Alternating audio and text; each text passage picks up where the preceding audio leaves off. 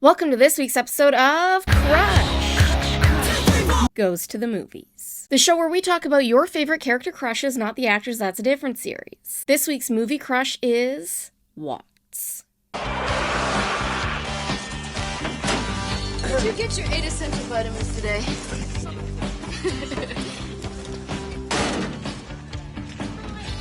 Are you aware of how close that was? Come on, Mr. Sunshine.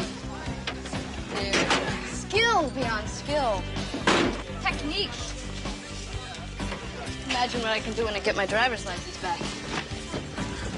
Before we get into this one, if you like these videos, please remember to save, share, like, and repost to help spread the good word of Megs. And don't forget to let me know in the comments who your favorite movie and TV crushes are. Also, don't forget to follow me in other places just in case. And these videos contain spoilers, so be forewarned. Some Kind of Wonderful hit theaters on February 27th, 1987, and was John Hughes and Howard Deutsch's redemption tour for the ending of Pretty in Pink. Unlike Hughes' other films, this one was set on the other side of the US in sunny California. San Fernando Valley High students Keith Nelson, played by Eric Stoltz, and his bestie Watts, played by Mary Stuart Masterson, are just blue-collar kids trying to get through high school. Keith's dad really wants him to go to business college, making Keith the first of his family to pursue higher education, but all Keith can think about is Amanda Jones, played by Leah Thompson. Unfortunately for Keith, Amanda is dating Hardy, who is pretty wealthy, unlike Amanda, Keith, and Watts.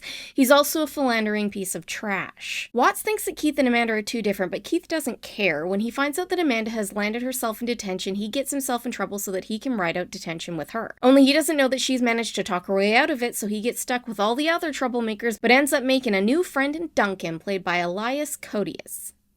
Amanda ends up breaking up with Hardy, thankfully, and Keith jumps on the chance to ask her out. She says yes out of spite. Usually I'm all for out of spite-driven choices, but this one is questionable. After Keith asks Amanda out, Watts realizes that she likes Keith more than just a friend. You don't know what you got till it's gone. Hardy is pretty annoyed that Amanda is going out with Keith, so he invites Keith and Amanda to a party after their date where he intends on causing physical harm to Keith. Fortunately, Keith's sister Laura has his back and lets him know what Hardy is up to. Keith suspects that Amanda might be part of Hardy's plan, but instead of staying in his room listening to The Cure in the dark, which is what I would have done, he opts to go to the party and square up to Hardy. Wrote another poem. Now, Amanda is starting to lose her favor with her super popular rich friends because of her choice to go out with Keith, and Keith wants to prove to her that he is worthy of going on a date with her. So he empties out his college fund to buy her diamond earrings. Apparently they originally put the dollar value in the movie, but no one believed that blue-collar Keith would spend $10,000 on diamond earrings.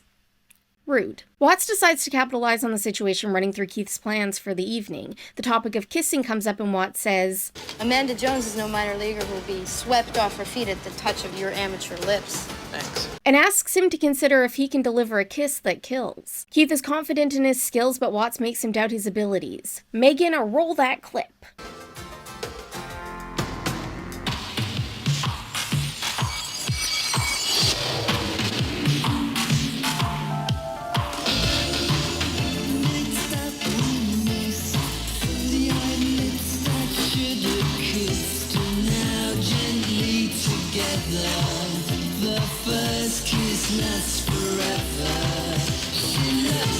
Watts volunteers to be the chauffeur for Keith's date. Weird.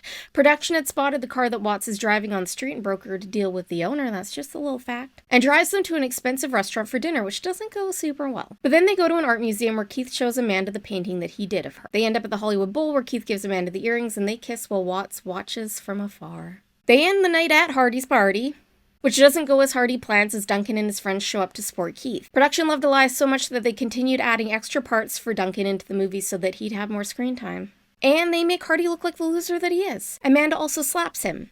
Twice. After they leave the party, Watts apologizes to Amanda for misjudging her, but Amanda sees the way that Keith and Watts look at each other. She tells Keith, "Remember how I said I'd rather be with someone for the wrong reasons than alone for the right ones? I'd rather be right." She takes off the earrings and hands them to Keith, telling him that in his heart he wanted to give them to someone else. Keith runs after Watts, who is walking down the street crying. He picks her up and kisses her before apologizing for not knowing. She puts on the earrings and he tells her that she looks good wearing his future.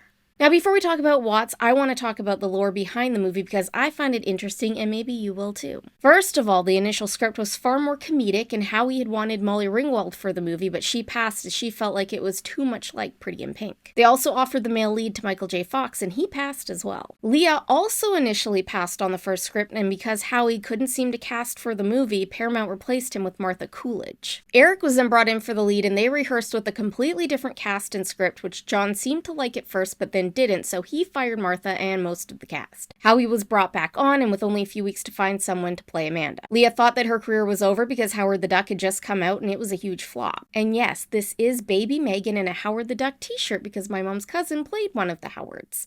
There were many ducks. He offered Leah the role and she accepted, which is a good thing because she ended up marrying Howie and collabing on the creation of Zoe Deutsch, who I really like. I hope that there's nothing terrible out there about her. And the kissing scene, it wasn't in the original script. John wrote that scene in 30 minutes after deciding that they needed just one more scene. Finally, the last shot of the movie was the last shot they filmed, and Howie and John didn't know if the ending would make the cut. But test audiences went crazy for it. When they found out that they get to keep the ending that they wanted, everyone cried. So why do we have a crush on Watts? Watts is the kind of character that usually never gets the guy, the quirky best friend who is always watching from the sidelines. The one who helps you prep for the date that they wish they were going on, you know, the one that never wins in the end. But Watts does win.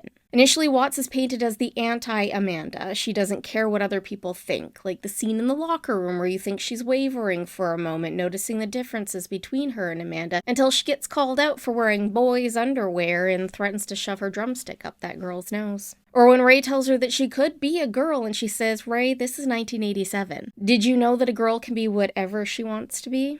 And she wins without buying into stereotypical femininity. She has the short hair and plays the drums and wears the gender non-conforming outfits. But really, Amanda and Watts aren't so different. We see this in the mirroring of Amanda and Watts getting ready for the date. They're both preparing the version of themselves that they think people want, not the one they actually want to present to the world. Dating Keith is a social sacrifice for Amanda, but for Watts it would be anything but a sacrifice. Even when Keith was breaking her heart, she stood next to him and helped him pick out those diamond earrings. So many movies leave the Wattses of the world as best friend material, but never level them up to girlfriend material. And Watts was girlfriend material. She was honest about Amanda. She knew that Amanda's feelings for Keith weren't true. Was she always kind about it? No, but she never lied. Keith should have known that it was Watts after that first kiss, but teenage boys, what are you gonna do? I love that Watts stays true to herself in her ripped jeans and t-shirts. She could have easily seen what Keith was after and conformed to Amanda's aesthetic, but she didn't. Watts knew her worth and she was willing to walk away with her integrity intact even if it meant leaving Keith behind.